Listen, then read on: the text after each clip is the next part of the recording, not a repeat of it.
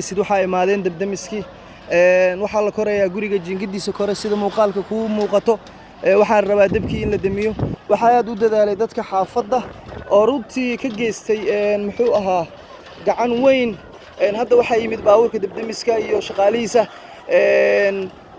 sida arkaysan jiingada ayaa la fuulayaa waxa lagu bilaabay biyihii runtii dabdamiska hadda geedka ayaa naga qarinaya hoostaas ayay ku jirtaa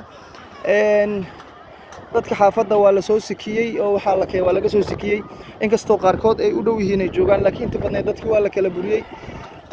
hadda dabkii sida hore ma aha aad ayuu runtii u yaraaday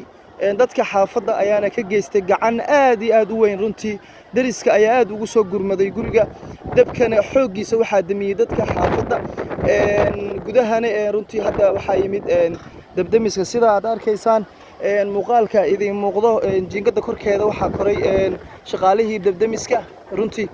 inkastoo aan sheegi karin inay tii gobolka Banaadir tahay iyo tii Hormuud inay tahay ma cadeyn karo labadaba laakiin dabdamiskii ayaa yimid runtii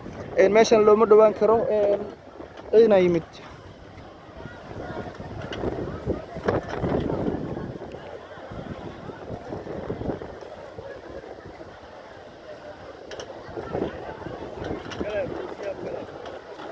إيه كوي وحكر صار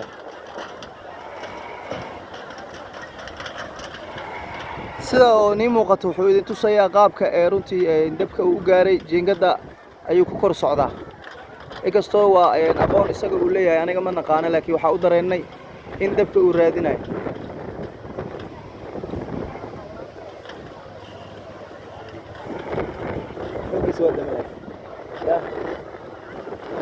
xooggiis dadka xaafadda damiyay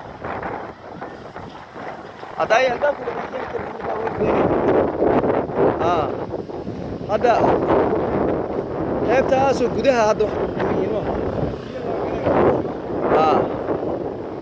sida idin muuqato jiingada waxa ka soo baxaya biyihii qiiqa ma hadda wala daminaya dabka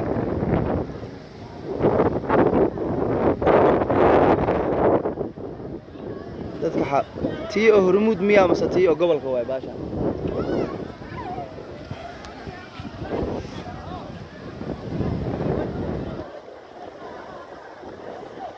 isku markii dabka uu qarxay waxa hore ka yimid ciidanka degmada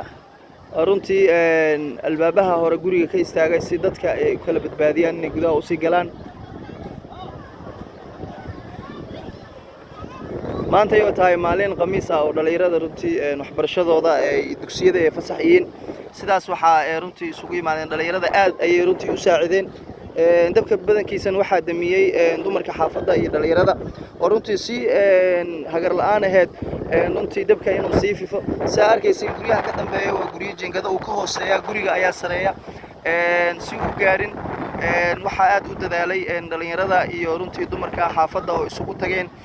isaga oo ahaa waqti runtii salaada duhur la joogo afka lagu hayo guriga gubtana runtii uu dhow yahay masaajid sidaas darteeda oo dadkii aad isugu soo baxay ayaa dabka intiisa badan damiyay inta ka dambeeyana waxa yimid runtii dabdamiska oo ka qayb qaadanaya runtii inuu isagana runtii ka qayb qaato guriga gubanaya haddana dabka xooggiisa iyo culeyskiisa waa uu damay waxyaabaha dhiman ayaa la dhameystirayaa aday guriga looma gali karin gudaha laakiin hadda xoogaa waa la gali karaa inkastoo ciidanka amniga ay albaabaha taagan dadka u diidayaan inay gudaha galaan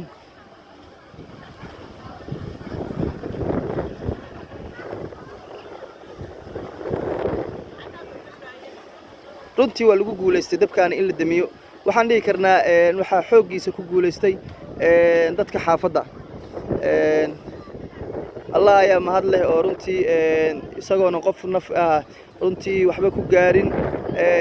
waa la iska helaa alaab waxa darnayd nafun alxamdulillah